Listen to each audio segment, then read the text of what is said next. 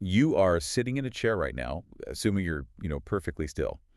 Or maybe you're driving a car, cruising down a straight highway, feeling like you're just coasting. Right, feeling totally relaxed. Yeah, exactly. But you aren't. You're actually, you're the center of this violent, invisible, microscopic war. Oh, absolutely. Gravity is actively trying to drag your mass down into the molten core of the Earth. The atomic structure of the chair beneath you, or like your car seat, is just screaming in protest. It's mathematically fighting back to keep you suspended. It's a massive amount of tension. Right, friction is tearing at your tires, aerodynamic drag is hitting your windshield like this invisible ocean wave. I mean, we walk around completely blind to the fact that our physical reality is just this endless, overlapping matrix of pushes and pulls. It's a profound realization when you finally see it, isn't it? We navigate this hidden architecture every single second of our lives. Yeah, we really do. We trust our visual perception, right? Like, we see a coffee cup resting on a desk and we think, oh, the situation is static. But from a physics standpoint, static is really just a temporary, highly tense negotiation between opposing forces. And that negotiation is exactly what we're decoding today. We're pulling from this incredibly dense, but really foundational set of source excerpts titled The Mechanics of Force and Motion Interaction. It's a fantastic document. It really is. And the mission of this deep dive is basically to hand you, the listener, the decoder ring for the physical universe. We're going to look at the invisible rulebook that dictates how absolutely everything interacts with matter. Which is key because the foundational text here focuses precisely on that word, interaction. Right. Understanding a system of forces is meaningless if we Right. don't understand how those forces actually manipulate matter. I mean, force without matter is just, it's an abstract mathematical ghost. A ghost, yeah. Exactly. It's the collision, the stretching, the compression, the acceleration of physical mass that makes the universe a dynamic system rather than just, a frozen void. Okay, let's unpack this. Because if we want to comprehend massive cosmic scale physics, we first need a way to actually visualize this invisible warfare happening right in front of us, We need a baseline. right? A diagnostic tool. And the source material emphasizes something called free body models to map out forces in 1 and 2 dimensions. Yes. I mean, this is the absolute bedrock for investigating Newton's laws of motion, right? It is the ultimate starting point. A free body model is really just how a physicist strips away all the noise of reality. The noise. Yeah, like if we're analyzing a car slamming on its brakes, reality is super messy. You've got engine heat, the color of the car, the driver's heart rate. Right, all the stuff that doesn't actually matter to the physics. Exactly. So the free body model isolates the object. The car just becomes a simple geometric box, and we overlay the vectors. We map the qualitative and quantitative realities of the forces acting on it at that exact millisecond. It's kind of like an X-ray, right? Like you take an X-ray of the situation, you strip away the distracting details of the car, and you're just looking at the raw arrows of force pushing and pulling on it. That's a great way to look at it. An X-ray of the physics. But I do want to push back on this a little bit. Yeah. When we're making these models, how do we bridge the gap between the qualitative, the descriptive stuff, and the quantitative numbers? Well, they serve two different purposes in the model. Right. But is it enough to just know the direction a force is pushing, like qualitatively? Right. Or do we absolutely need the math, the quantitative data, to truly prove Newton's laws? Oh, we absolutely need the math. The qualitative arrows, they tell us the nature of the conflict. Downward gravity versus upward normal force, right? But mapping the directions is only half the battle. Newton's second law force equals mass times acceleration. That's not a suggestion. It's a highly precise predictive engine. So an arrow pointing down doesn't actually tell me if a bridge is going to collapse under a train. Exactly. Qualitatively, any kid can tell you gravity pulls the bridge down and the pillars push it up. But if you don't have the quantitative data, say, the train applies 2 million newtons of downward force, but the concrete can only push back with 1.5 million. And the bridge falls. The bridge falls. The math is the only thing separating a theoretical model from a fatal structural collapse. Wow. Okay, so the qualitative arrows set the stage, but the quantitative math determines who actually wins the fight. Perfectly said. Yes, okay, that makes total sense for linear motion, like straight lines. But motion rarely stays in a straight line forever, right? Very rarely. So what happens when motion refuses to travel straight? That brings us to the next big piece of the source material, moving from straight paths to curved ones, specifically centripetal force. Ah, yes. This is where the physics gets highly counterintuitive. What's fascinating here is how our foundational free body models have to, dynamically shift. How so? Well, in linear motion, the forces generally point in the direction of travel, or straight against it.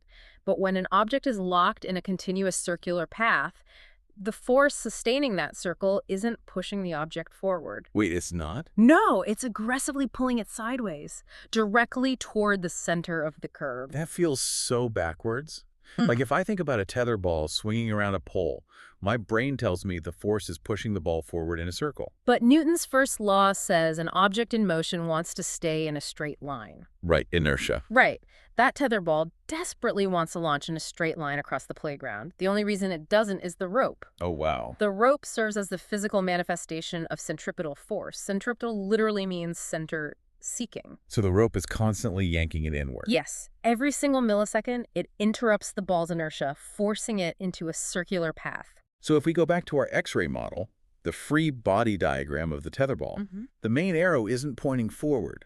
There's this massive arrow pointing horizontally right at the pole. Exactly. And as the ball swings, that inward-pointing arrow rotates with it, always anchored to the center. That is wild to think about. And I'm guessing the connotative math is just as brutal here as it was with the bridge. Even more so, actually. The force required to keep that tether ball, or say, a car taking a sharp turn, in a circle scales with the square of the velocity. Wait, the square? Yeah, so if you take a curve twice as fast, you don't need double the inward force. You need 4 times the force. Oh man, so that's why cars spin out if they just go a tiny bit too fast on a turn. Exactly. The demand for centripetal force shoots up exponentially, but the friction from the tires is a fixed limit. Once you cross that limit, inertia takes over and you go in a straight line. Into the ditch. Into the ditch. Here's where it gets really interesting though. We can physically see the tetherball rope, right? We can understand tires gripping a road, but what happens when there is no physical rope? You're talking about space. Yeah. What governs massive objects at a distance? This zooms our discussion all the way out to the cosmos with the law of universal gravitation. Right, we're stepping away from contact forces and moving into field forces. Universal gravitation explains the relationship among 3 specific variables: gravity, the mass of the objects, and the distance between them. The source material says that every single particle of matter in the universe attracts every other particle. Which is just, I mean, that's staggering. It is. Like my coffee cup is exerting a pull on my laptop right now. A microscopic pull, but yes, it's there. The force of gravity scales in direct response to mass and distance. So I want to explore that balance. I want to throw a crazy scenario at you. Let's hear it. Okay, let's say we have 2 highly massive objects, 2 supermassive black holes. Their gravity is just world-ending. But we place them incredibly, impossibly far apart, like opposite ends of the universe. In this models, which variable wins out? Does their insane mass conquer the distance? Or does the distance win the universal tug of war? Distance wins. Every single time, distance is the undisputed tyrant of this equation. Really? Even with supermassive black holes? Even then, if the distance is vast enough, the gravitational force between them approaches absolute zero. But how? If they have practically infinite mass, shouldn't they reach across the universe? They do reach across the universe, technically, but the strength of that reach decays at an aggressive exponential rate. It's because of the inverse square law. Okay, inverse square law. Break that down for me. Why does distance punish gravity so badly? Think of gravity not as a laser beam connecting 2 objects, but as a sphere of influence, a bubble blowing up outward from a source. Okay, I'm picturing a bubble. As that bubble gets larger, the surface area expands exponentially. So whatever the total gravitational force is at the center as it travels outward, that exact same amount of force has to stretch to cover the entire expanding surface of the bubble. Oh. So it's getting diluted. Exactly. Diluted and smeared incredibly thin. If you move 2 objects twice as far apart, the force doesn't just cut in half, it drops to 1/4 the strength, 3 times as far, 1/9 the strength. Wow. That perfectly explains why we aren't being violently yanked into space by Jupiter right now. Right. Jupiter's massive, but its sphere of gravity is stretched so ridiculously thin by the time it reaches Earth, our planet's local gravity just totally overrides it. That is brilliant. Okay. So gravity scales across the vacuum, pulling everything together. But that brings up kind of a contradiction. How so? Well, if gravity is this unstoppable downward pull, what happens when it meets the floor of my house? Like, why doesn't gravity just crush my chair and me straight down into the earth? Ah, To answer that, we have to zoom all the way from the cosmic vacuum down to the material level, down to the atoms. Right. Which brings us to the final standard in our source material, the physical matter fighting back. Yes, the mechanics of elasticity, governed by Hooke's law. Up until now, we've kind of treated objects as just rigid boundaries. But nothing is perfectly rigid. Not even concrete. Not even concrete.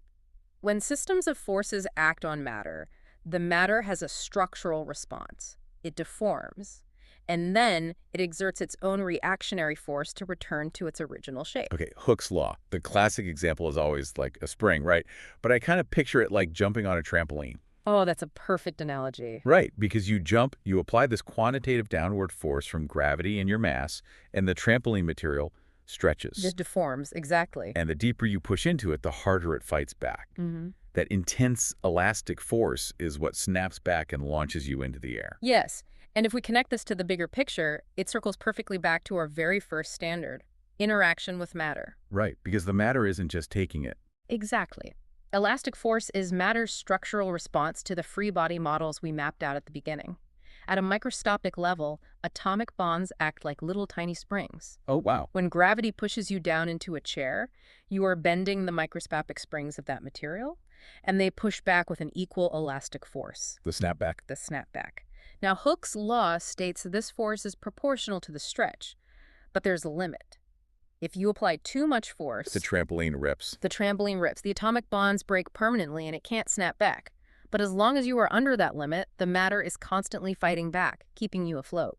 Man, we have covered so much ground today, from the invisible to the immense. Ah, Let me just try to concisely recap this whole journey for everyone. go for it.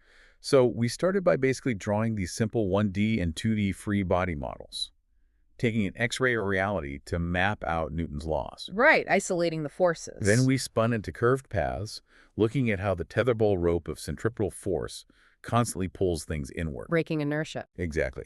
Then we zoomed all the way out to the cosmos, the massive scale of universal gravitation, and how distance dilutes gravity across a giant expanding bubble. The inverse square law. And finally, we snap back to reality, literally, with the elastic tension of Hooke's law, the microscopic springs fighting back. A perfect closed loop of physics. So what does this all mean? Like, why should you, listening to this, actually care? It changes how you see the world. It really does. Because this framework isn't just for a physics exam. It's the literal operating code of the reality you're experiencing at this exact moment. Everything is interacting. Yeah. Constantly. Which leads me to one final provocative thought for you to just mull over today. Earlier, I mentioned you might be sitting in a chair. Assuming they are still sitting, yeah. Right. Well, the next time you simply sit down, Yeah. I want you to think about the unseen free body diagram happening in real time right under you. The arrows of force. Yes. Universal gravitation is actively pulling your mass downward. But the elastic forces of the chair's atomic materials, that Hooke's law we just talked about, they're compressing, and they are pushing right back up against you. It's an intense standoff. A perfect equilibrium of Newton's laws. Yeah. So with all that going on, are you ever truly just sitting still? Or are you constantly participating in an invisible, universal tug of war? Something to think about. Definitely. Keep that in mind next time you take a seat. Thanks for joining us on this deep dive.